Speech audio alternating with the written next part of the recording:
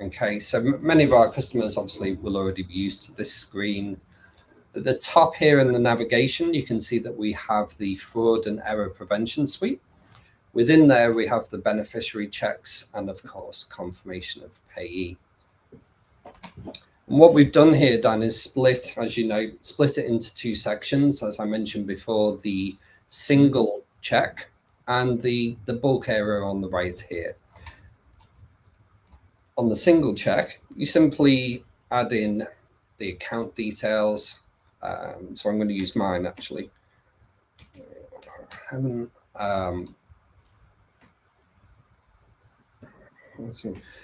So account number, sort code, and the type of account that you wish to pay. So in this case, it's my personal account, the name on the account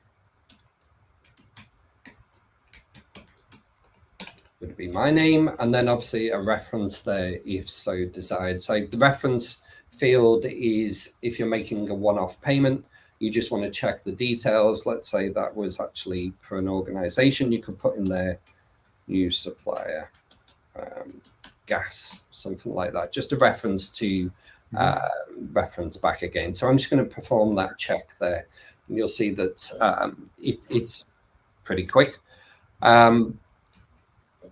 So before you even had a chance to interject there, Dan, it's actually brought up a match. So I'll just hand back in a second.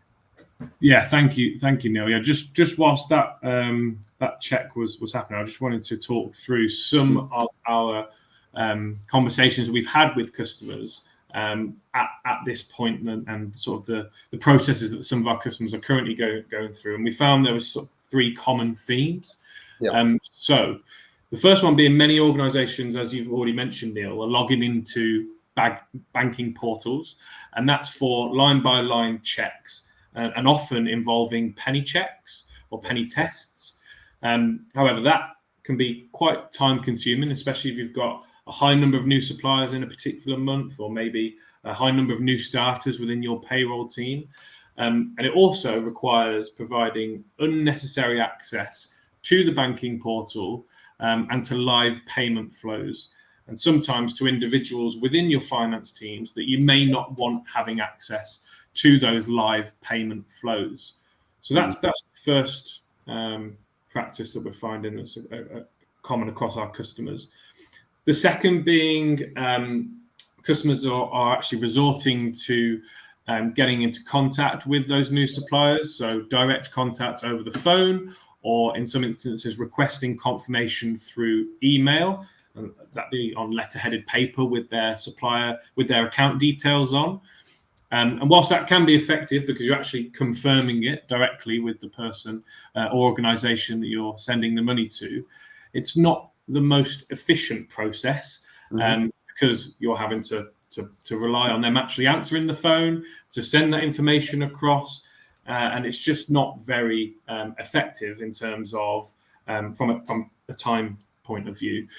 So that's the second, and the third one is closely linked to that. So because of the inefficiencies and time constraints, especially around the sort of faster payments area, time constraints of actually getting payments out on time, we've seen instances where these checks are intended and they're part of organizations' processes, but they get skipped. And that often leaves organizations vulnerable to erroneous payments and money going to the wrong account itself. And we've actually had an instance that I thought was quite relevant for this demonstration of a case where a milkman was accidentally paid £80,000 for his monthly milk run.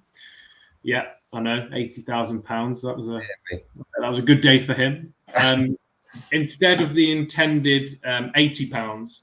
And that mix-up was actually with the business name itself. So the business name was very similar to a new supplier.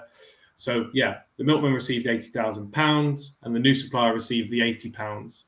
And it involved quite a long process of contacting the milkman and actually getting those funds back, and then obviously across to the supplier.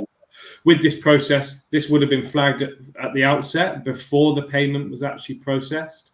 and it would have, shown that the results didn't match up. And you've shown us on there, Neil, what it comes up when it is a match. Yeah, so that's a good opportunity to show through. I think that's a perfect example, isn't it? Of so in that case, the names being quite close. If it had brought up that it was a partial match or not a match, you would obviously question it, and that wouldn't happen. So let's just try a different scenario where I'm not using my full name. Let's do that check again. By not using my full name, it's quite correctly recognized. Actually, this could be a match, but it's down to you. You've given us Neil Jones. The actual name on the account is registered to Neil K. Jones. Again, your case about the milkman, they would have looked at that and gone, am I checking the right, the right account? Am I going to supply the money to the right account? And then again, if we illustrate not a match, let's actually use a different name entirely for this. Right. So, can't type. It's the apostrophe always makes it difficult. So obviously we know this is not going to be a match. So you've seen there green for match, amber for partial match, red, the name just literally does not match. And also there's a case of that they can't perform the check at all. So that could be that the account doesn't exist or it's been removed from the scheme to be checked against. So some really good examples there, Dan, of use cases around the single check.